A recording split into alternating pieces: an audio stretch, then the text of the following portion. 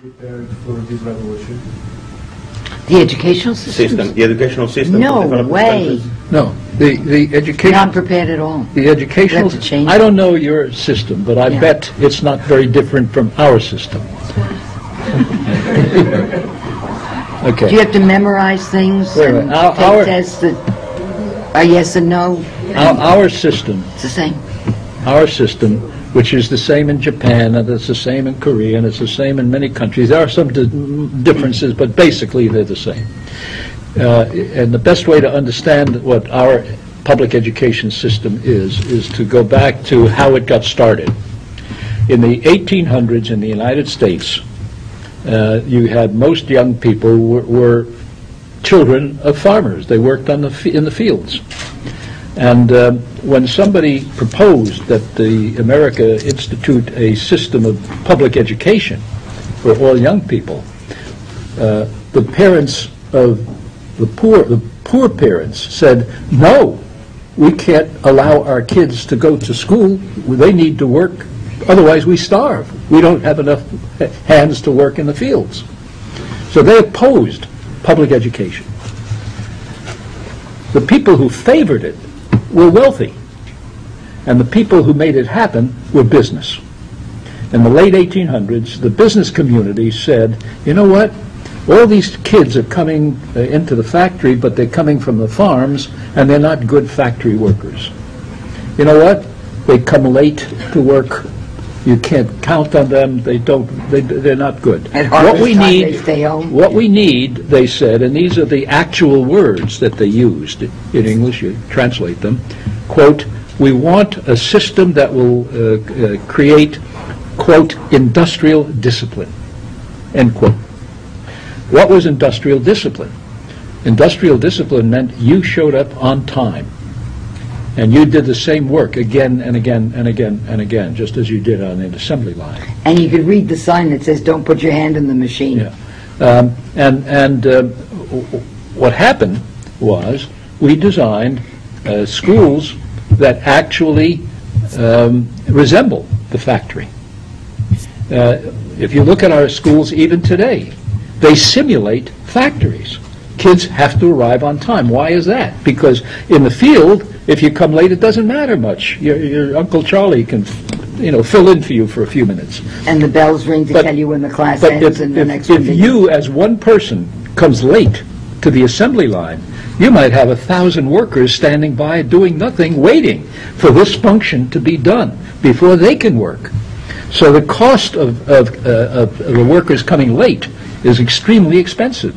And the teacher is up front, and the teacher's the boss. So now you train children. Yeah, that's the train you have to arrive on time. You have to be at school at a fixed time.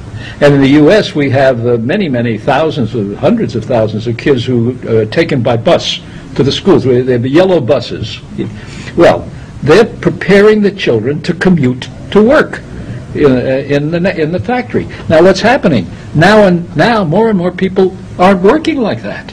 They're working at home, or they work at different hours, strange hours, and so forth, and you don't need everybody showing up at exactly the same time. So what we have are schools that were literally designed to provide the workforce for an industrial age economy. And they do that very well, but that's not the kind of economy that we have anymore. And therefore, the entire system is obsolete. And I was waiting for years. I mean, I've been saying this, both Heidi and I have been making this speech for years and years and years, but we were waiting for Bill Gates to say something. And about 2 years ago, he finally said the right words. He said, we cannot reform our education system, we must replace it. And he is right, because the system is designed, as I said, to prepare people for yesterday, not for tomorrow. Now, that's an extremely difficult and painful thing to do. You have millions in the U.S., millions of people working in the schools, teachers and other people, and it's very dangerous in terms of they may lose jobs.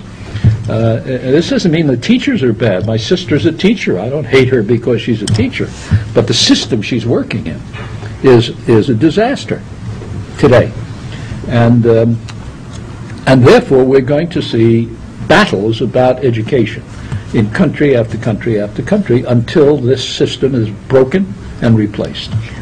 We've been going to Japan for 38 years, and for 38 years, the Japanese have been saying they want their children to be creative. And we always got questions about how you can change education to make kids more creative and innovative and so on. But they keep the school system exactly the same, or they even intensify it, because they have cram schools, and kids start going to cram school for calculus when they're 11 years old. And we were just there about a month and a half ago, and they just decided that the Indian schools, so now they're starting kindergartens and first grade and second grade based on the Indian method, which is to keep the kids in school for 11 hours a day, and the multiplication table, which is, we just learned 1 and 10 To memory, to memorize. The Indian schools teach them 100 times, multiplication tables that go up to 100 times 100. And this is what they consider being more creative. So it's hopeless. But you need to teach kids to think. And how do you teach them to think? So their idea of having a better education system is doing more of the same, yeah. only longer and longer hours, instead of changing what they're doing.